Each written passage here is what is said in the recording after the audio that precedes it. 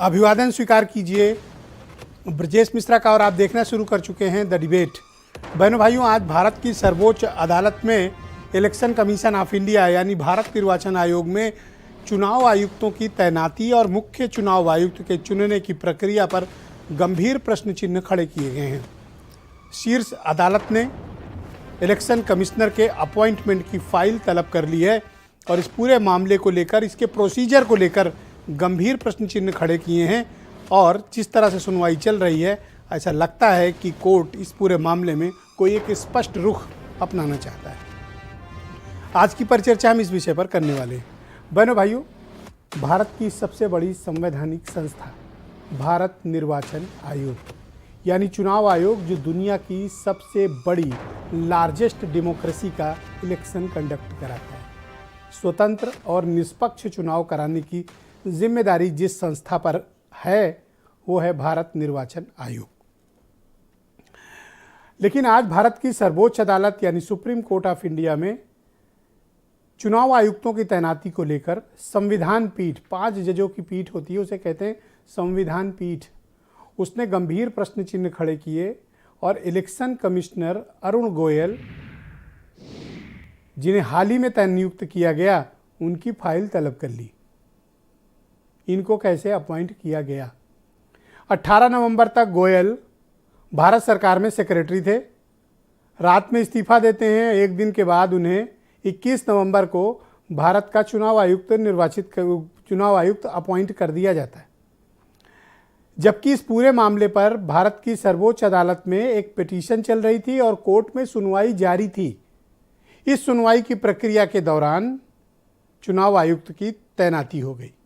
Court को यही बात बहुत नागवार गुजरी कि जब इस प्रकरण की सुनवाई चल रही हो कोर्ट के भीतर, तो सरकार ने ऐसा क्यों किया। दरअसल भारत के संविधान में आर्टिकल 324, जो भारत में चुनाव निर्वाचन आयोग में चुनाव आयुक्तों की नियुक्ति की प्रक्रिया में सरकार को शक्ति देता है, आज तक 72 सालों के बाद भी चुनाव आयुक्तों की तैनाती कैसे होगी, ये कोई भी सरकार ने प्रोसीजर ही नहीं बनाया। संविधान में व्यवस्था है, नियम है, लेकिन प्रोसीजर नहीं बनाया गया। ये वैसे ही है जैसे एनआरसी और सीए का आपने कानून बना दिया, प्रोसीजर अब तक नहीं बनाया। अमल में कब आएगा? जब नियमावली बन जाएगी।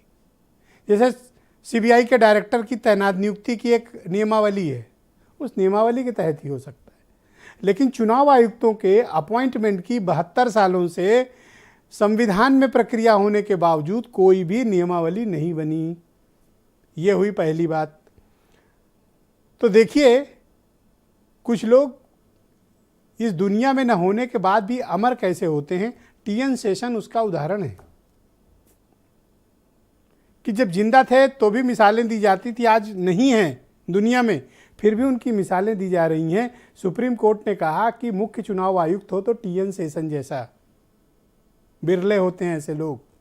और भारत निर्वाचन आयोग को उसी तरह के चीफ इलेक्शन कमिश्नर की ज़रूरत है, जो स्वतंत्र और निष्पक्ष चुनाव करा सके, किसी के दबाव में ना सके और ज़रूरत पड़े तो प्रधानमंत्री पर भी एक्शन ले सके।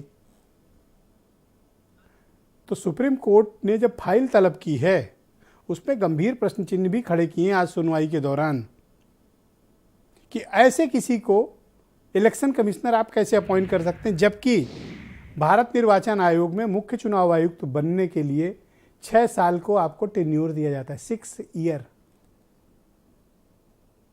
लेकिन किसी को भी 2 साल 3 साल से अधिक का कार्यकाल मिल ही नहीं पाता, क्योंकि सरकारों को तो डेट ऑफ बर्थ पता रहती, कब अपॉइंट करेंगे और अगला सीईसी कौन बनेगा। तो अब जब सुप्रीम कोर्ट ने इस पूरे मामले को टेकअप किया है, तो क्या चुनाव आयुक्तों की तैनाती में सुप्रीम कोर्ट का दखल होगा?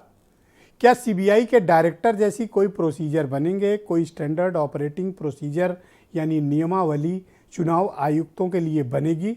और कोर्ट की आज की तल्खी के बाद सरकार को भी समझ में आ गया है कि किसी को यूं ही पिक एंड चूज की पॉलिसी नहीं चलेगी। एक ऐसा सीईसी यानी चीफ इलेक्शन कमिश्नर भारत का सर्वोच्च अदालत चाहता है, जो स्वतंत्र हो, निष्पक्ष हो, जिसे दबाया ना जा सके, जिसे डराया ना जा सके, जिसे धमकाया ना जा सके और जो इस्तीफा देकर भागने को विवश ना हो। Is it possible? क्या ये संभव है? आज की परिचर्चा में हम इन्हीं तमाम प्रश्नों का जो आज सुप्रीम कोर्ट के भीतर उठे हैं उसके बारे में जवाब तलाशने की कोशिश करेंगे। कुछ बयान सुनिए आप। बयान हम आपको बाद में सुनाएंगे। आज की परिचर्चा को हम आगे बढ़ाते हैं। मेरे साथ आलोक वर्मा है, भारतीय जनता पार्टी के प्रवक्ता हैं, सुरेंद्र सिंह राजपूत हैं।